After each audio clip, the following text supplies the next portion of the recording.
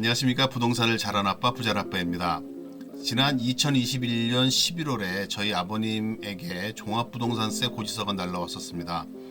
평생 처음으로 종부세가 나온 것인데 그렇다고 부동산을 새롭게 더 장만한 것도 없었습니다. 결국은 매년 오르는 공시가격과 공정시장 가액 비율의 상승이 적용되었기 때문에 그런 것입니다. 올해는 20여만 원에 불과하지만 향후에 얼마나 나올지 걱정입니다. 특별한 소득도 없는 내일 모레 90세가 되시는 노인네인데 말입니다. 그리고 제 주변의 친구들 중에서 강남에 사는 친구들도 난리가 났었습니다. 보유세인 재산세와 종부세의 부과금의 합계가 엄청났기 때문입니다. 이번에는 어떻게 해서 납부는 했지만 내년 이후를 생각하면서 깊은 한숨을 쉬고 있습니다. 시간이 갈수록 공시가격과 공정시장가액 비율은 계속 오를 것이고 거기에 세율이 누진과세이므로 그 상승 금액이 폭발적으로 늘어날 것이기 때문입니다. 오늘 부자라빠의 주택 관련 세금 공부하기 8번째 시간에서는 종부세의 부과와 그 신고에 대해서 살펴보겠습니다. 종합부동산세는 국세청에서 납세 고지서를 매년 11월 말에 납세 의무자에게 발송하고 이 고지서를 받은 납세자는 12월 1일부터 15일까지 납부를 하는 형태가 기본적인 방식입니다. 만약 종부세를 납부한 이후에 종부세의 기초가 되는 재산세의 세액 변동이 있는 경우 종부세도 역시 변경될 수 있으며 이에 따라 추가 납부 또는 과다 납부에 따른 환급을 받을 수 있습니다. 이 종부세는 재산세와 같이 분납이 가능합니다. 납부세액이 250만원을 초과하고 500만원 이하인 경우 해당 세액에서 250만원을 차감한 금액을 분납하고 납부세액이 500만원을 초과하는 경우 100분의 50 이하의 금액을 분납할 수 있습니다. 재산세와 그 룰이 동일한 것입니다. 그런데 종합부동산세 고지서가 발부되었어도 별도로 납세자가 종부세를 스스로 신고할 수 있고 그러면 고지세액을 취소하게 됩니다. 당연도 12월 1일부터 15일까지 신고 납부할 수 있는데 서면으로 신고할 수도 있고 홈택스로 들어가서 온라인으로도 가능합니다.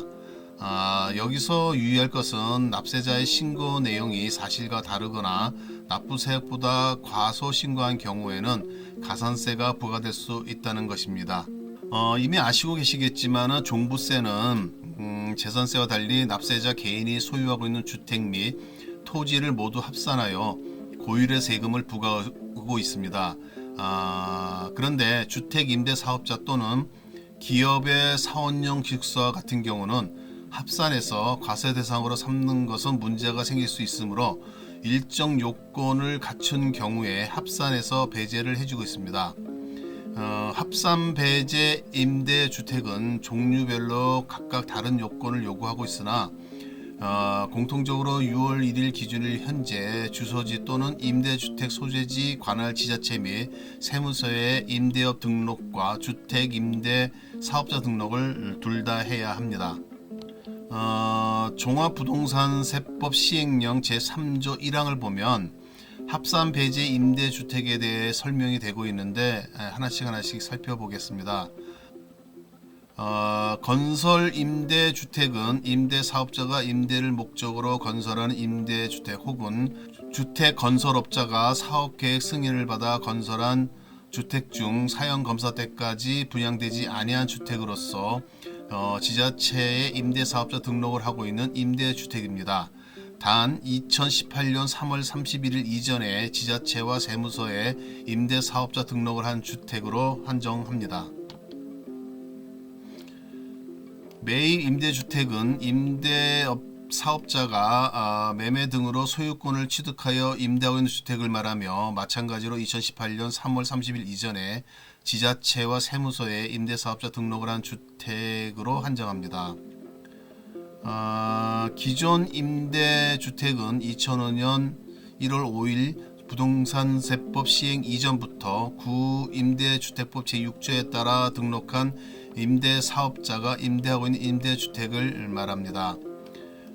미임대 민간건설 임대주택은 임대 목적의 민간건설 임대주택 중 건축법상 사용 승인 또는 주택법상 사용 검사 후 사용 검사 필증을 받은 날부터 과세 기준일 현재까지 기간 동안 임대된 사실이 없고 그 임대되지 아니한 기간이 2년 이내인 주택을 말합니다.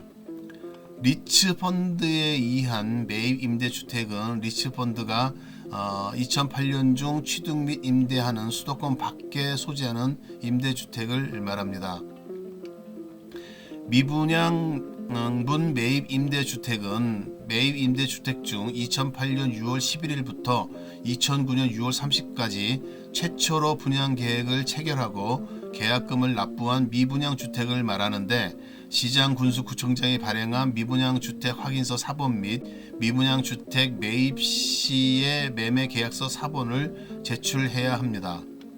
건설임대주택 중 장기 일반 민간임대주택 등은 건설임대주택 중 민간임대주택에 관한 특별법에 따른 공공지원 민간임대주택 또는 장기 일반 민간임대주택을 말합니다.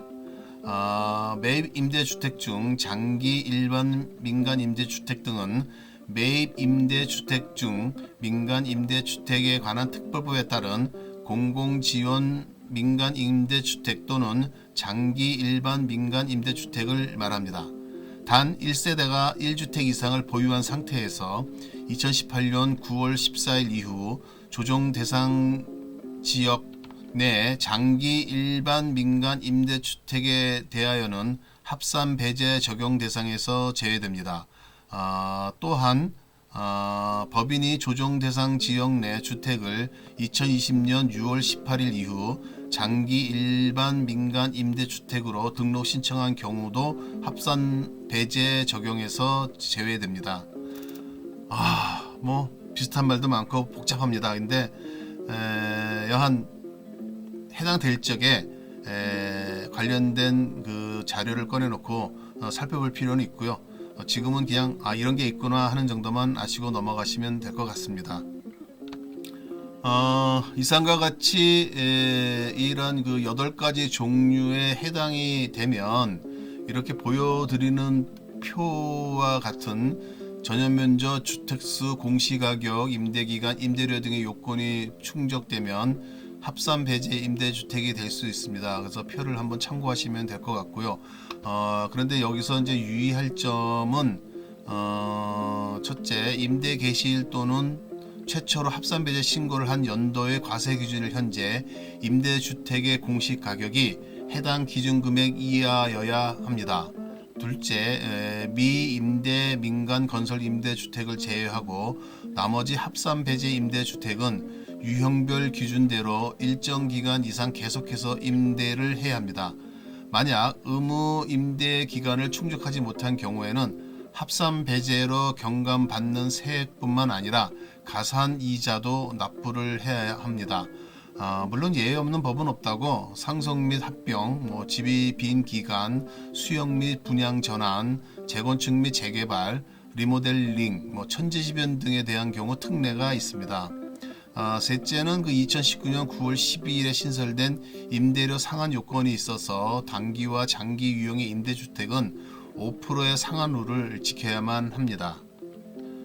임대주택 8가지 유형 말고 합산이 배제되는 경우도 있습니다. 즉 다가구 주택은 2015년 5월 18일부터 일동 중 일부 호수만이 임대하는 경우에도 각 그 구별로 지자체 임대사업자 등록이 가능하도록 법령이 개정되었고 임대인도 합산 배제를 적용받으려면 반드시 지자체에 임대사업자 등록을 해야 한다고 2020년 2월 11일에 개정되었습니다.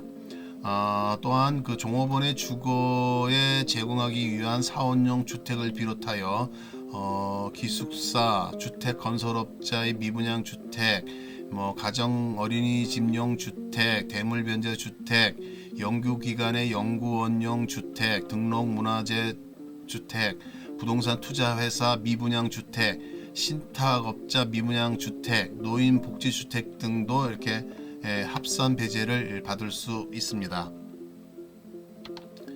이상과 같이 종합부동산세 부과와 신고 그리고 합산 배제에 대해서 좀 알아봤습니다.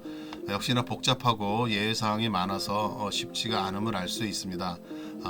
게다가 앞으로도 주택 관련 세법은 계속 바뀔 것 같고, 특히나 종부세는 징벌적 과세로 주택 가격이 올라갈수록 주택을 소유한 사람에게는 신경이 쓰이는 존재가 될 것 같습니다. 아는 것이 힘이고 아는 것이 돈이라는 생각은 세법을 공부하면서 이제 확신으로 바뀌는 것 같습니다. 즉 경제생활을 영위하면서 집을 소유하고 살려면 많은 세법 중에서 최소한 주택 관련 세법은 알아야 할 것 같습니다. 그래야 억울한 세금 안 내고 오히려 세금을 아낄 수도 있을 것이기 때문입니다. 다음 시간에는 임대소득세의 과세 및 계산에 대해서 공부해 볼 생각입니다. 계속 관심 가지시고 구독해 주시기 바랍니다. 구독 신청을 해주시면 새롭게 업로딩 할 때마다 따끈따끈한 동영상을 보실 수 있게 알려드리니 꼭 구독을 해주시기 바랍니다. 그리고 구독 신청과 댓글은 저에게 또한 힘을 줍니다. 감사합니다.